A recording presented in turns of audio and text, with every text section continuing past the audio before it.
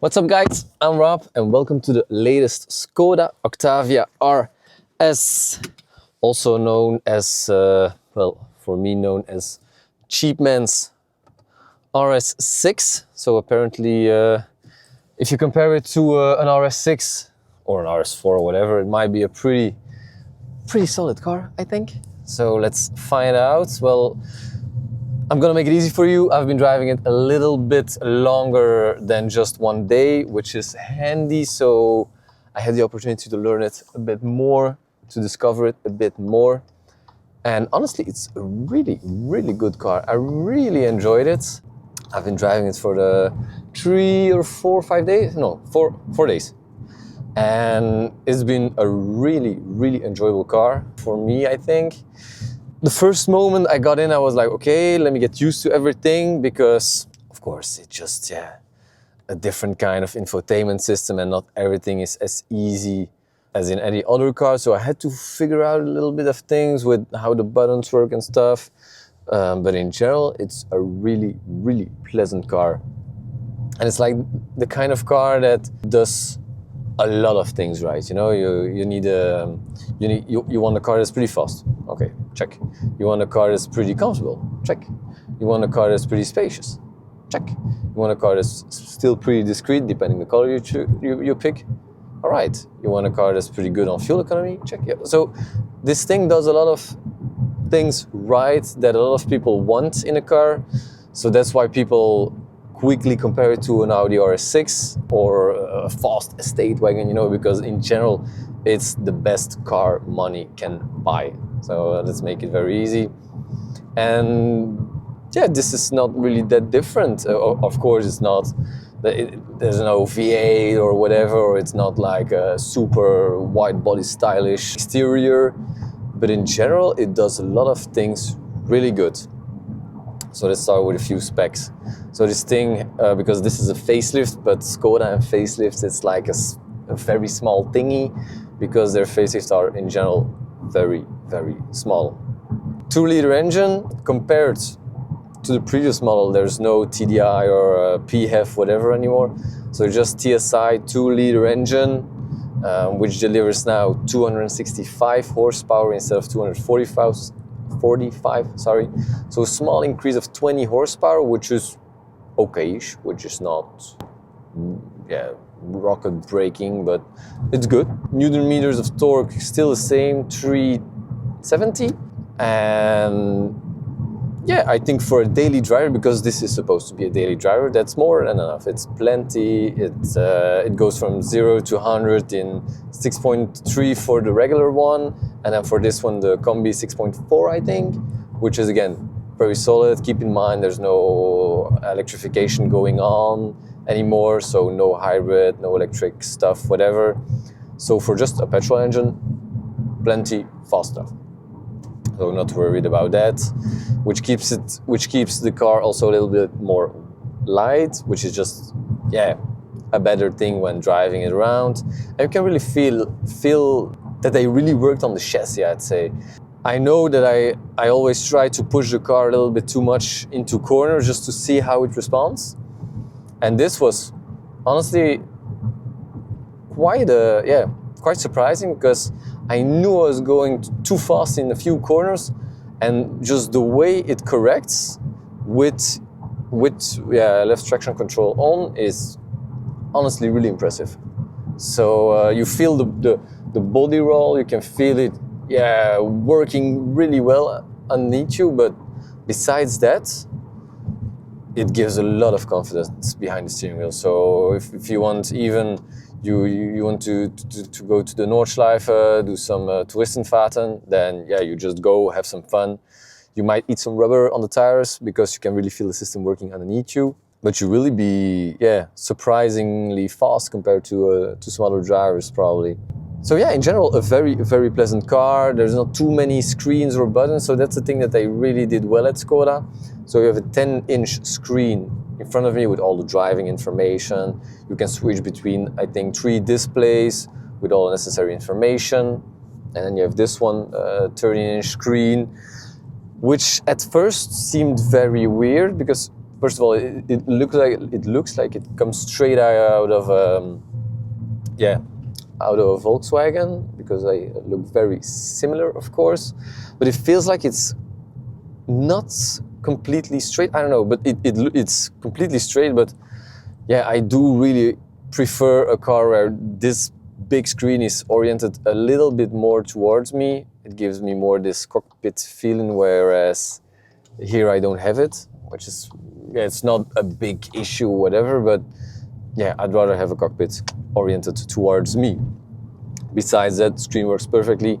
Almost everything is in the screen. You have just one touchy thingy, which is like the volume bar, which you have to swipe from left to right, like on the previous MacBook computers, you know. But as we've seen at Apple, they removed it a little bit later, so I don't think this is a thing that's gonna stay. But I don't really mind. I have my volume control on the steering wheel, which works perfectly fine.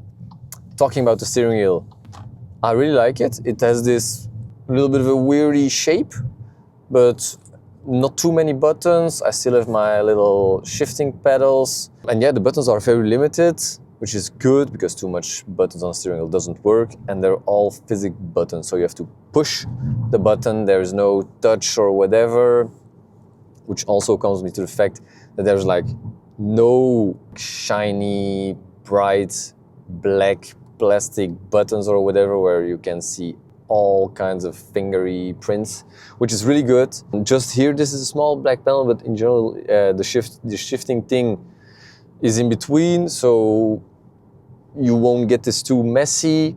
And then here you have a few quick shortcut buttons, like the set button, where you can all find the most important like systems you want to change, but you can just change itself, like vehicle settings or whatever. It's like a shortcut to a lot of different things. Then you have the driving modes: Eco, Normal, Sport, Individual. We're in Normal now. And then you have park button, where it has a park assistant and all that stuff. And then like a few things for the climate change, which is really good. So you still have a few buttons. I like that, it's good. Besides that, in the screen, everything was really, really, really well. The touch is like, it's just instant, stuff happens. The CarPlay works really fine. And quality, overall is very good. And we still have this nicely finished dashboard. So in the RS, you have like this carbon fiber look, combined with the Alcantara and red stitching. Gives that sporty feeling, so which is really nice. And then we get these wonderful comfy seats. So when you turn a little bit more, seat keeps you in place. They're very solid. If you look at it, it's like a very, very solid chair. So I really like them. They're always, in this case, heated, but also they have the memory and fully electric. Really, really cool. So that's very nice.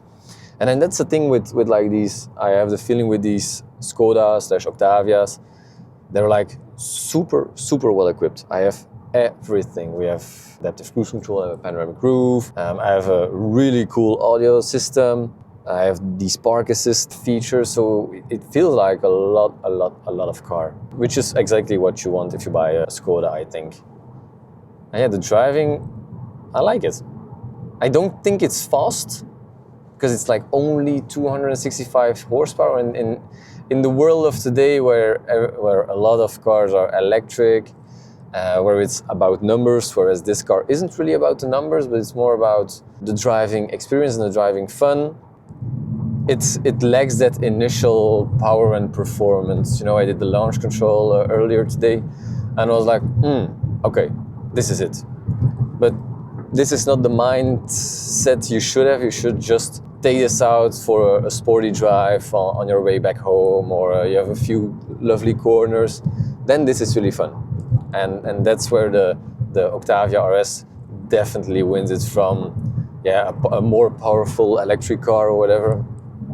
The pleasure of driving, as you should know, is not in just a straight line, it's everything that follows in the corners. And you can feel that they've worked really hard on giving that feeling to the driver, which I really do appreciate. So I think it's a very good car. It also looks really cool on the outside. I have a lot of people. Well, this one is finished in the exterior color blue race, like beautiful metallic color. In the sun, it's like super bright blue. Looks wonderful. There's the optional 19-inch wheels, so it looks really good. Sporty exhaust pipes, a lot of black accents. It's like a mean car, you know. So it does look really great from the outside. It has a sporty character, very cool. And then on the inside, yeah, you have all this luxury, full leather stuff. It looks good. It looks really, really good. Ride is really soft too, even though it's sitting a little bit lower. So it's sitting 15 millimeters lower compared to the non-RS. But you don't really feel it, to be honest. I think it's a very comfortable car. And you do hear, it's really funny, somehow you really do hear the turbo when you floor it. So that's really cool. So it's quite engaging. You know, and going between the revs, and if you shift at the red line, it gives a little pop, because with the new facelift one, you get standard, the sport exhaust. I'm not sure if it's much louder or just louder somehow, but it does sound quite good for just a small 2-liter engine. So yeah, a very fun car. Fuel consumption is honestly pretty impressive. So I've been driving, I did 450 kilometers now with the car, and I'm at 6.8 on average. And I did a really beautiful mix of some highway, some smaller B roads. So for this kind of size of a car, it's like really okay, I think. And then there's the price, of course. So I was not shocked. Shocked is not the word. I was quite surprised because I thought they were less expensive. But yeah, you still get a lot of car for that money, and we have to consider that that's like kind of the final price, because there's not a lot of things you can get extra on it. So it's like more personalization, like a color or wheels or whatever. But in the amount of options you can get, you're quite limited. So yeah, that's something we should keep in mind. So it's around 64,000 euros, but in today's world, that's honestly really okay if you compare it to other cars or whatever, or just the size, you know, because this is really a family-sized car. You have so much space in the back, the boot is big. It's really a solid full package. So when you look at that, it's really, really, really okay. But I thought they were less expensive. Let me say it like that, because you already get like a regular Octavia starting at, I don't think it's, I think they're starting below 30, something like that. So a standard Octavia is really incredibly value for money. It's really insane. But still, this one, value for money with all the luxury and stuff you have on board, is a really good package. I really think somehow it's kind of an underrated car, because you don't see them very often, which is kind of a shame. Maybe just, yeah, the image or the history that Škoda lacks a bit to get more people connected to their brand. But in general, it's really super solid product. Looks good. Yeah, I even got a few thumbs up from people, so it's really, really nice. And yeah, and it was also the first time I was driving this, so I never drove a Škoda Octavia RS, so I had like zero expectations. I was just like, okay, let me see how this goes. I'm really curious. Can't wait to find out. And yeah, it makes super sense. So it's a very, very good product. So yeah, if you consider buying, or you're looking for like just a fast saloon wagon for the family, and you're searching for like one car with the whole package, then this thing delivers it really, really well. So yeah, I'm curious if you own a Škoda Octavia RS. What's your feeling with it? How do you like it? Or if you're searching for a car, yeah, maybe we can help you push in the right direction with this one. So yeah, let me know your thoughts. I'm curious to learn more. And yeah, that's it for now. Thank you guys very much for watching. I'm pretty sure we'll catch each other at another AutoNext review or on our social media channels. Thank you. Bye-bye. Bye-bye. Bye-bye.